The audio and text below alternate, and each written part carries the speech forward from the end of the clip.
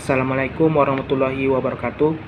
Perkenalkan, nama saya M. Adil Yasin dengan NIM A1E1 22012 dari Prodi Bimbingan dan Konseling dari Universitas Negeri Jambi. Baiklah, di sini saya ingin membuat video untuk memenuhi tugas dari mata kuliah Manajemen Konseling di sekolah dengan dosen pengampu Pak Afan Yusran SPD MPD, Dr. Handus Rasimin MPD, Muhammad Zulfikar MPD, dan Muhammad Hamdi SPD MPD. Baiklah, di sini saya akan menjelaskan tentang Undang-Undang Dasar tahun 1945, pasal 3 dan pasal 32 dan penerapannya bagi guru bimbingan dan konseling.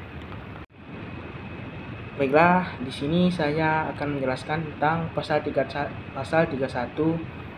ayat 1 sampai 5. Pasal 31 ayat 1 dan 2 berisi tentang setiap warga negara berhak mendapatkan pendidikan dan setiap warga negara wajib mengikuti pendidikan dasar dan pemerintah wajib membiayainya. Pasal 31 ayat 3 yang berisikan tentang pemerintah mengusahakan dan menyelenggarakan suatu sistem pendidikan nasional yang meningkatkan keimanan dan ketakwaan serta akhlak mulia dalam rangka mencerdaskan kehidupan bangsa yang diatur dengan undang-undang. Selanjutnya, pasal 31 ayat 4 yang berisi negara memprioritaskan anggaran pendidikan sekurang-kurangnya 20% dari anggaran pendapatan dan belanja negara serta dari anggaran pendapatan dan belanja daerah untuk memenuhi kebutuhan penyelenggaraan pendidikan nasional. Dan pasal 31 ayat 5 berisi tentang pemerintah memajukan ilmu pengetahuan dan teknologi dengan menjunjung tinggi nilai-nilai agama dan persatuan bangsa untuk kemajuan, perbedaan serta kesejahteraan umat manusia. Selanjutnya, pasal 32 ayat 1 sampai dengan 2. Ayat pertama menjelaskan tentang negara memajukan kebudayaan nasional Indonesia di tengah peradaban dunia dengan menjamin kebebasan masyarakat dalam melihat dan mengembangkan nilai-nilai berbudaya. Dan pasal 32 ayat 2 berisi tentang negara menghormati dan memelihara bahasa daerah sebagai kekayaan budaya nasional.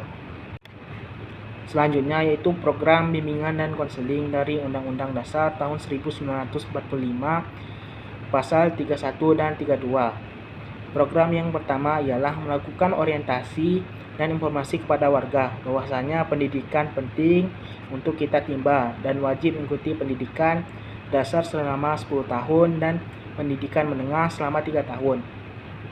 Dan program yang kedua yaitu dengan cara melakukan konseling multikultural. Sebelumnya didefinisikan sebagai metode konseling yang cenderung memberikan penekanan pada ras, entitas, dan lain sebagainya.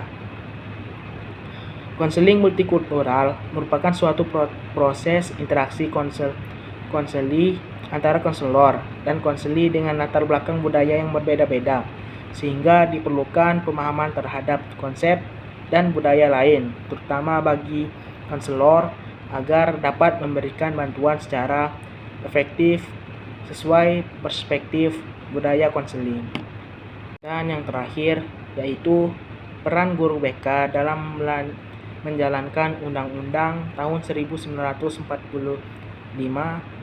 pasal 31 sampai 32 yaitu untuk memberikan informasi bagi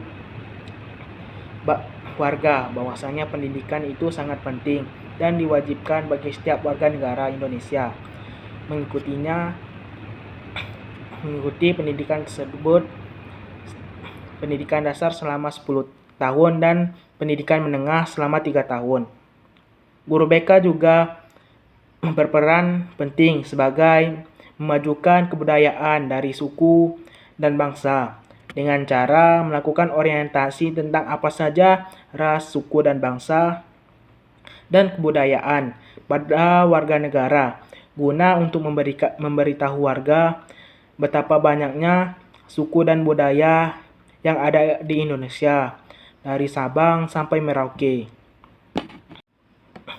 Dan inilah yang dapat saya sampaikan. Kalau ada salah kata-kata dan penyebutan yang terbata-bata, saya mohon maaf.